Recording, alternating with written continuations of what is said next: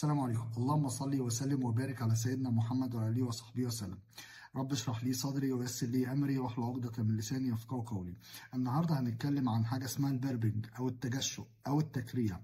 طيب هي ناس كتير قوي بتشتكي من موضوع التكريع وان هو بيبقى زياده. طيب التكريع بيكون نتيجه بلع هواء زياده. طيب الاكل والشرب ببطء ممكن يقللوا موضوع التكريع، والتكريع ممكن الكتير ممكن يحصل مع امراض معينه زي جرثومه المعده. التكريع طبعا منتشر وطبيعي وحاجه بتحصل زي ما خروج الغازات مثلا. التكريع بيبقى مصاحب لشعور بعدم الامتلاء، يعني تحس ان انت بطنك مليانه وشعور بعدم راحه، انا مش مرتاح. طيب ايه هو التكريع؟ التكريع هو طريقه الجسم للتخلص من الهواء الزياده اللي بيخش فيه الجهاز الهضمي العلوي. والتكريع الواحده بيبقى فيها اكسجين وبيبقى فيها نيتروجين وبيبقى فيها ثاني اكسيد الكربون. طيب ايه اللي بيسبب التكريع؟ التكريع طبعا زي ما قلنا هو هواء مبلوع في المريء. طيب وبيجي منين؟ بيجي من الحاجات اللي احنا هنقولها دي. اول حاجه اكل او شرب بسرعه. كلام اثناء الاكل، ان يكون حد كبير وبياكل بطقم اسنان مثلا وطقم السنان مش مظبوط عليه، ان يكون بيشرب مشروبات غازيه كتير، بياكل مقليات كتير، بياكل اكل تقيل كتير، بيمص حلويات ناشفه او جامده زي المصاصه، بيمضغ لبان كتير. الحاجات دي كلها بتزود طبعا، والتدخين طبعا بيزودوا او بيسببوا التكريع. طيب في اسباب تانية؟ في اسباب تانية. في طبعا بلع الهواء نتيجه عاده عصبيه اسمه ايروفيجيا. في طبعا التهاب في المعده، في جدار المعده يعني بنسميها جاسترايتس. وفي طبعا ارتجاع المريء اللي هو الجاستروسوفجيال ريفلكس ديزيز او بنقول عليه جيرد. طيب في كمان حاجه اسمها متلازمه اسمها متلازمه ميجان-بريز. المتلازمه دي هي اضطراب نادر بيحصل فيه بلع هواء شديد وخاصه بعد اكله تقيله.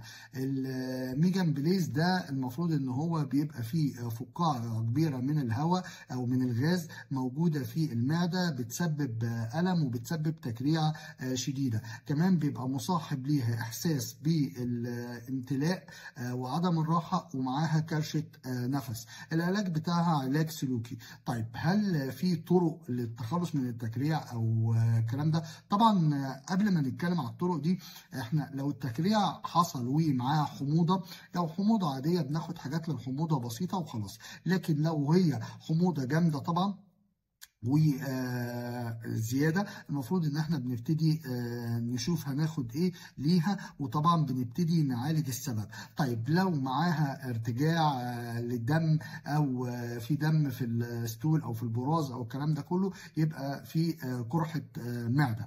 طيب المفروض ان احنا هنعالج السبب. يعني لو في امراض زي جرثومه المعده، المفروض لما بيكون في تكريع كتير المفروض ان احنا هنعمل تحليل براز عشان نشوف في جرثومه معده ولا لا، ونبتدي نعالج جرثومة المعدة. طيب هل في أساليب أو تغيير نمط حياة ممكن ينفع في موضوع التكريع؟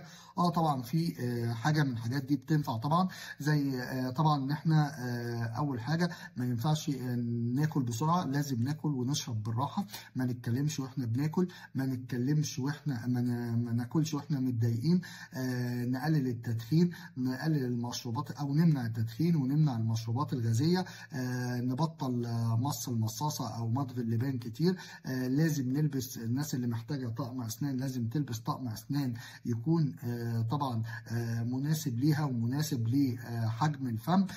المفروض كمان ان احنا ما ناخدش مقليات كتير او مسبكات كتير طبعا. المفروض كمان ان احنا بعد الاكل نتمشى شويه او نعمل تمرين خفيف كده عشان نعمل الموضوع ده. دي الحاجات الطبيعيه. لكن مع الكلام ده طبعا احنا المفروض لو في اي امراض طبعا نعالجها. يعني لو في ميجان-بريز دي المفروض ان احنا نعملها متلازمه ميجان-بريز. لو في جرثومه معده المفروض نعالجها. لو في ارتجاع في التهاب او التهاب في جدار المعده او الايروفيجيا اللي هي العاده العصبيه اللي بتسبب بلع هواء كتير، المفروض نعالجه.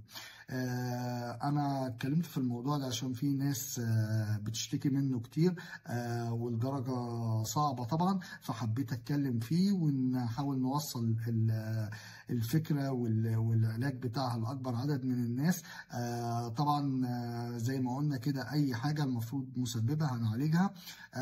يا ريت لو عجبكم الفيديو تعملوا لايك وتعملوا شير عشان يوصل لأكبر عدد من الناس، وتساعدونا إن احنا كمان نساعد الناس إن هم يفهموا الأمراض، سواء اللي احنا بنشرحها، الأمراض العضوية أو حتى الأمراض النفسية، أو ندعم الصحة النفسية. وصلى اللهم على سيدنا محمد وعلى آله وصحبه وسلم.